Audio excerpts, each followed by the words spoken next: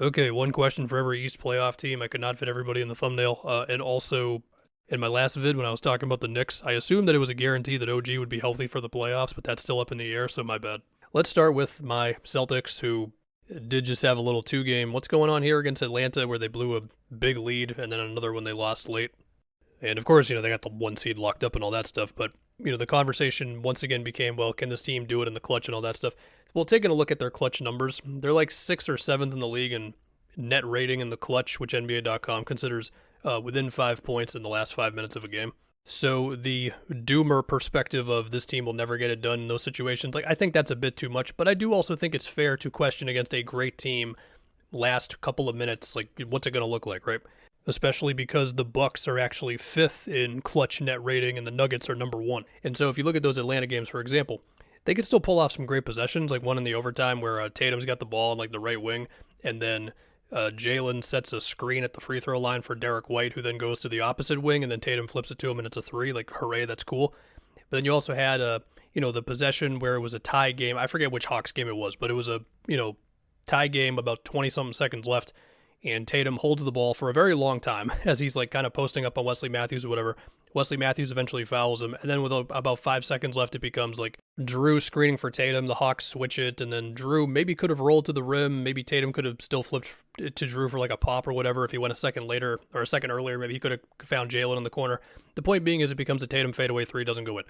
In another game, it was there would be possessions where the Hawks are kind of switching everything as Tatum and Porzingis are trying to do this off-ball screen thing. And so Capella ends up switched onto Tatum, and I think it was DeJounte ending up on KP. The point being is as this is happening, Jalen is just staring at it all happening, and then eventually he just ends up taking a bad 3 because pretty much nothing happened on the possession, right? Then one of those games, DeJounte was cooking Porzingis on switches in overtime. Okay, fine, that happens. But the general point being, when you're as good as they are, when you get to the point where it's okay, what does it look like in the last 2 minutes?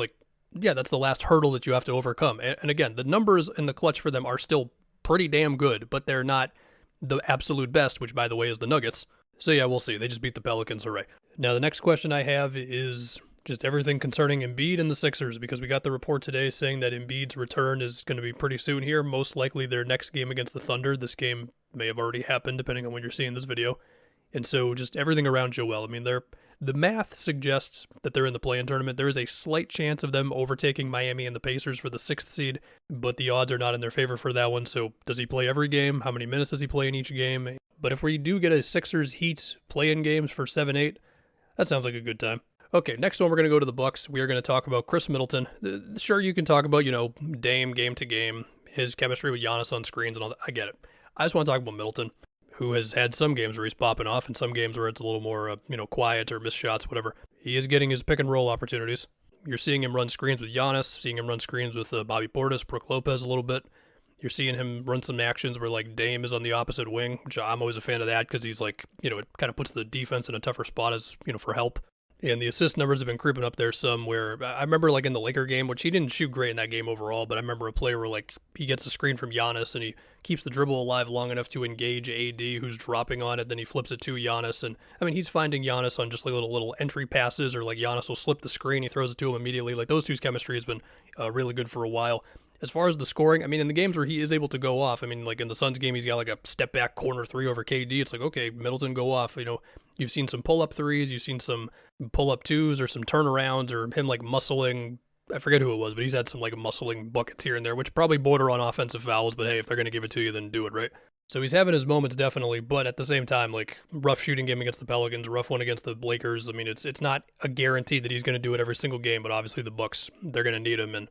And one interesting thing, and perhaps one reason why it's not as much of a guarantee for him, obviously age, but also if you look at the percentage of Middleton's shots that come at the rim now compared to what it was 3 or 4 years ago before he's had these injuries and everything, it has lowered. His free throw rate has lowered as well. It's not a drastic decline, but it's a little bit of a decline.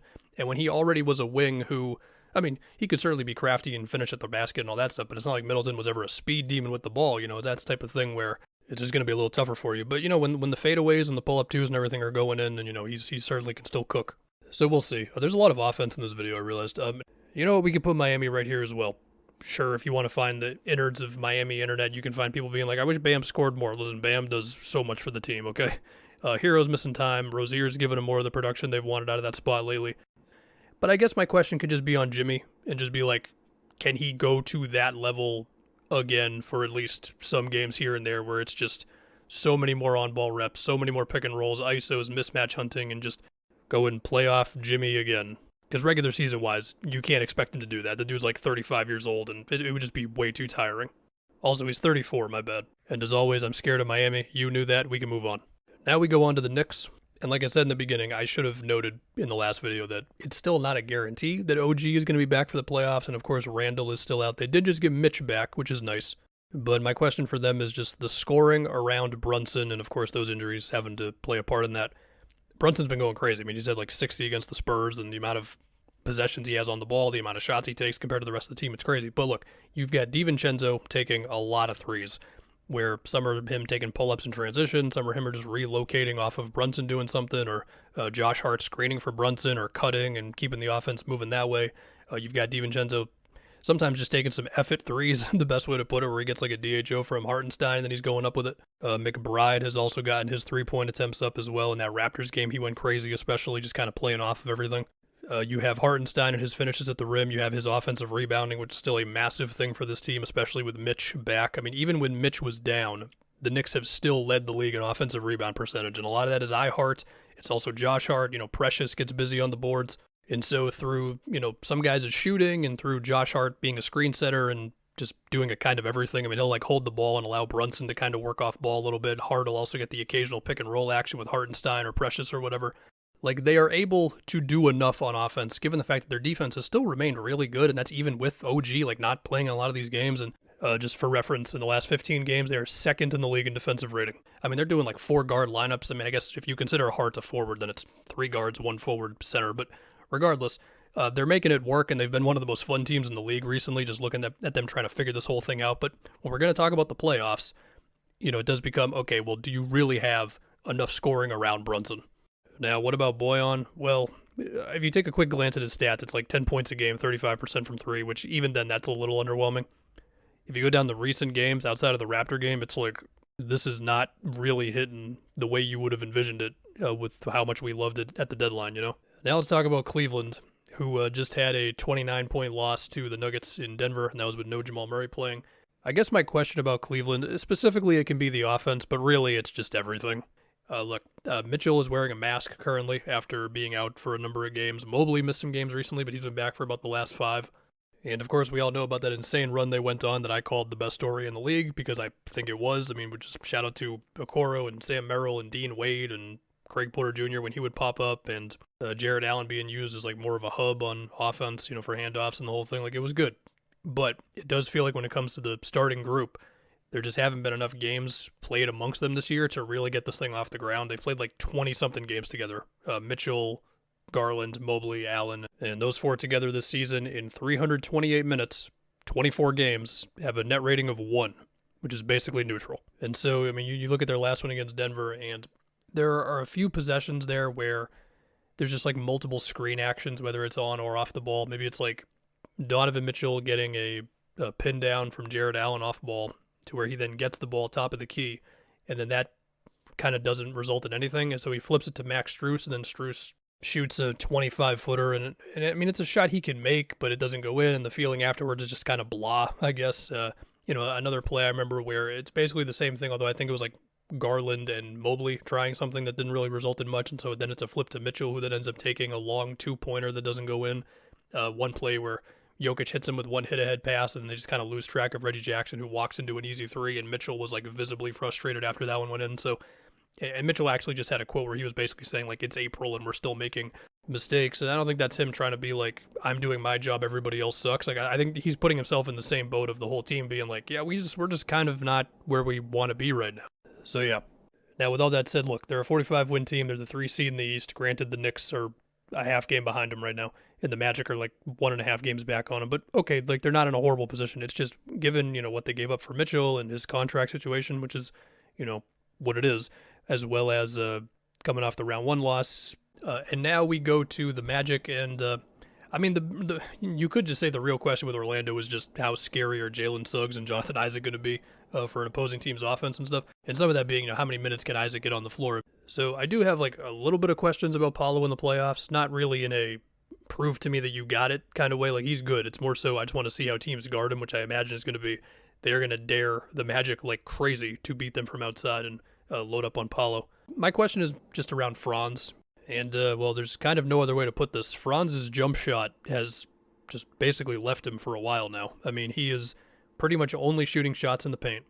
And, I mean, like, he still has the drives. He's got, like, the spin moves. He's got the just physical downhill stuff. He's got size-up moves. He can get the defender on his back coming around a screen. Like, Franz is still, like, the tall dude who can create. And to be clear, this is not me suggesting that Orlando needs to reconsider the future of, Franz on the team. Like, yeah, no, he's certainly a keeper, no doubt. I mean, for the season, he's basically averaging 20 a game.